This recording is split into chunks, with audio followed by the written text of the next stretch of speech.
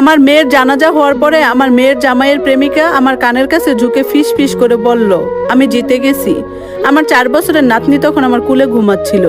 আমার মেয়ের জামাই একবারের জন্য কাঁদেনি, কিন্তু যখন আইনজীবী আমার মেয়ের উইল খুললেন, তখন সেই নারী যেন নিঃশ্বাস নিতে ভুলে গেল। সাদা কাফনে জড়ানো আমার একমাত্র মেয়ে তনিমার নিষ্পাপ মুখটার দিকে তাকিয়ে বুকটা ফেটে যাচ্ছিল। যে মেয়েটার হাসিতে পুরো বাড়ি আলো হয়ে থাকতো, সে আজ চিরতরে শান্ত। মায়ের জানাজায় কোলাহল, আত্মীয় স্বজনের কৃত্রিম কান্নাকাটি আর হাহাকারের মাঝে আমার 4 বছরের নাতনি রাইসা আমার কুল ঘেঁষে ঘুমাচ্ছিল। ও তো এখনো বুঝেই না মা আর কোনোদিন ফিরে আসবে না। ঠিক তখনই পিঠের ওপর একটা চেনা কিন্তু বিষাক্ত স্পর্শ অনুভব করলাম। তনিমার তথাকথিত বান্ধবী আর আমার মেয়ের জামাই সাইদের প্রেমিকা রিয়া আমার কানের কাছে ঝুঁকে ফিস ফিস করে বলল, আমি জিতে গেছি, তনিমা শেষ, এবার ও সব কিছু আমার। রিয়ার ঠোঁটের কোণে লেগে থাকা সেই পৈশাচিক হাসি দেখে আমার শরীরের রক্ত হিম হয়ে আসছিল। মেয়ের লাশ সামনে রেখে একটা মানুষ এতটা নির্মম কি করে হতে পারে? আমি সাইদের দিকে তাকালাম। তনিমার স্বামী, যার জন্য আমার মেয়ে নিজের জীবনের সুখ শান্তি বিসর্জন দিয়েছিল, সে এক কোণে দাঁড়িয়ে নির্বিকার মুখে ফোন স্ক্রল করছে। একটা ফোঁটা চোখের জল নেই, কোনো অনুশোচনাও নেই, অথচ মাত্র কয়েক ঘন্টা আগে ওর স্ত্রী মারা গেছে। সাইদ আর রিয়ার এই পরক্রিয়া তনিমা বেঁচে থাকতে ধরে ফেলেছিল, আর সেই মানসিক অত্যাচার সহ্য করতে না পেরে হয়তো আজ ওইভাবে চলে গেল। জানাজা শেষ করে যখন আমরা বনানীর প্রত্যেক বাড়ির ড্রয়িং রুমে এসে বসলাম, তখন রিয়ার মুখে সেই বিজয়ের অহংকার। ও সাইদের পাশে এমন ভাবে সোফায় গিয়ে বসলো যেন এই বাড়ির নতুন মালকিন ওই।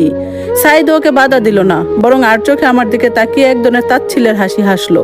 ওরা ভেবেছিল তনিমার মৃত্যুর পর এই বিশাল সম্পত্তি, ব্যাংক ব্যালেন্স আর ধানমন্ডির ফ্ল্যাট সবকিছু এখন সাইদের হাতের মুঠোয়। ঠিক তখনই ড্রয়িং রুমে প্রবেশ করলেন আমাদের পারিবারিক আইনজীবী ব্যারিস্টার রফিক সাহেব। সাইদ ওনাকে খবর দিয়েছিল, ওনার হাতে একটা সিলগালা করা খাম। সাইদ সোজা হয়ে বসে গলা খাকরান দিয়ে বলল, রফিক আঙ্কেল, তনিমা তো চলেই গেল, এখন এসব আইনি জটিলতা যত তাড়াতাড়ি শেষ হয় ততই ভালো। ওর নামে যে বিজনেস, শেয়ার আর প্রপার্টি আছে, সেগুলো আমার নামে ট্রান্সফার করার প্রসেসটা শুরু করে দিন। রিয়া পাশে বসে সাইদের হাত জড়িয়ে ধরে একগাল হাসলো। ওর চোখ দুটো চকচক করছিল সম্পত্তির লোভে। ব্যারিস্টার রফিক সাহেব চশমাটা ঠিক করে গম্ভীর গলায় বললেন, সাইদ, একটু ধৈর্য ধরো। তনিমা লিউকেমিয়া ধরার পরই, অর্থাৎ আজ থেকে 6 মাস আগে একটি অত্যন্ত গোপনীয় উইল তৈরি করে আমার কাছে রেজিস্ট্রি করে রেখে গিয়েছিল, আর সেটাই সবার সামনে পড়ার আইনি বাধ্যবাধকতা আছে।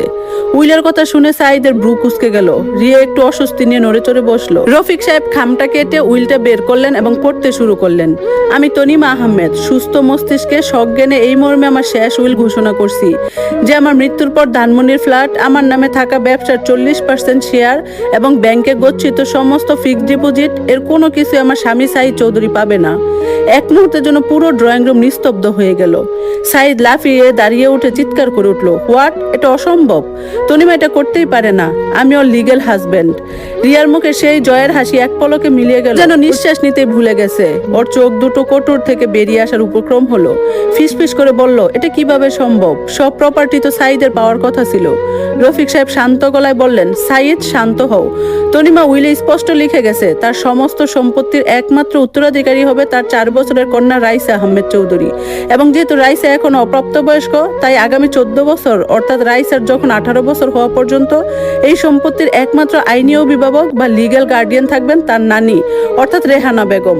আমি স্তব্ধ হয়ে গেলাম। আমার কুলে ঘুমিয়ে থাকা রাইসার দিকে তাকালাম। তনিমা বেঁচে থাকতে বুঝতে পেরেছিল সাইদ আর রিয়ার আসল রূপ, তাই ও নিজের সন্তান আর মায়ের ভবিষ্যৎ সুরক্ষিত করে দিয়ে গেছে। উইলে আরো লেখা ছিল, যদি সাইদ চৌধুরী রাইসাকে নিয়ে নিজের কাছে রাখার দাবি করে, তবে তাকে প্রতি মাসে 1 টাকাও প্রপার্টি ফান্ড থেকে দেওয়া হবে না। আর যদি সে রাইসার সম্পূর্ণ দায়িত্ব তার নানির কাছে হস্তান্তর করে, তবে ক্ষতিপূরণ হিসেবে সাইদকে কেবল এককালীন 10 লাখ টাকা দেওয়া হবে এবং এই বাড়ি থেকে তাকে অনতিবিলম্বে চলে যেতে হবে। সাইদের মুখটা অপমানে আর রাগে কালো হয়ে গেল।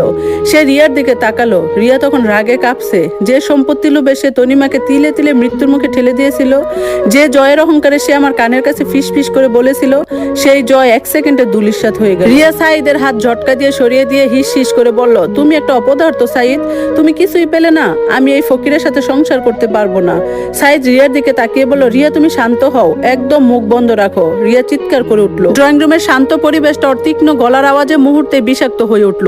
এতক্ষণ যে রিয়া সাইদের বাহু জড়িয়ে ধরে বিজয়ের হাসি হাসছিল, সেই এখন সাইদকে চরম ঘৃণায় ছুড়ে ফেলে দিল। রিয়া আমার দিকে এক পলক তাকালো, ওর সেই চোখের হিংস্রতা আর পরাজয়ের গ্লানি আমি সারা জীবন মনে রাখবো। যে কানের কাছে একটু আগে ফিস ফিস করে জয়ের দাম বিক করছিল, সেই ঠোঁট দুটো এখন রাগে কাঁপছে। ও আর এক সেকেন্ডও সেখানে দাঁড়ালো না, নিজের দামি ভেন্টি ব্যাগটা হেসকা টানে তুলে নিয়ে হন হন করে বনানীর বাড়ি থেকে বেরিয়ে গেল। সাইদ তখন যেন এক জীবন্ত মূর্তি, উইলের এক একটি শব্দ তার পায়ের তলা থেকে মাটি কেড়ে নিয়েছে। সে বড় বড় চোখ করে ব্যারিস্টার রফিক সাহেবের দিকে তাকিয়ে রইল, যেন এখনো বিশ্বাস করতে পারছে না তনিমা তার সাথে এই চাল চালতে পারে। সাইদ দাঁতে দাঁত চেপে বলল, রফিক আঙ্কেল, তনিমার মাথা ঠিক ছিল না, ও ক্যান্সারের ড্রাগস নিত, ওর মানসিক ভারসাম্য ছিল না, নিশ্চয়ই আম্মা ওকে উস্কানি দিয়ে এই উইল করিয়েছে। আমি কোর্টে যাব, এই উইল আমি চ্যালেঞ্জ করব।